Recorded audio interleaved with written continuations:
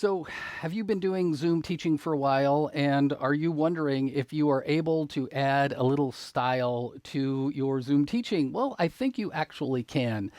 The reality is, a lot of the time, we think our students are super excited about our classes when in fact, they've had a way too much Zoom in their life. And Zoom fatigue is a real thing. And I think largely because we, as the Zoom teachers, just don't make it very interesting. And so I'm going to suggest three ways that you can think about actually adding a little bit of style to your Zoom teaching. The first is to get this thing called an ATEM Mini.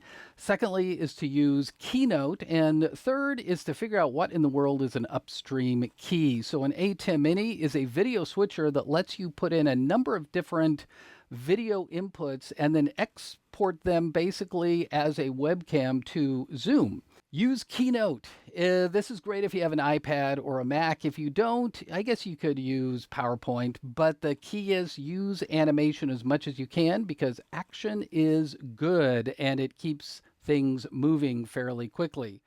So also, once you get your ATEM Mini, figure out how to use this thing called an upstream key. And I'm going to go ahead and put a video in here, a link to this video that tells you how to use one of these things, which is a green screen, and to use it in a way that lets you project over certain things. And so your upstream key lets you put you over this image. So I'm using a camera and I'm also hacking away at a computer while I am doing this, trying not to be too distracted, but just pressing a button.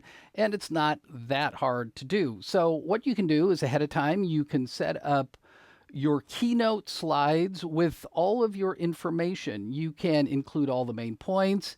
You can move fairly quickly because if you're recording this, students can go back later and watch what you did. And it will help students to know what is coming up, where they are, and what is going on in your class. And so those are just a couple suggestions of how you can kind of keep your Zoom teaching a little bit more exciting, maybe.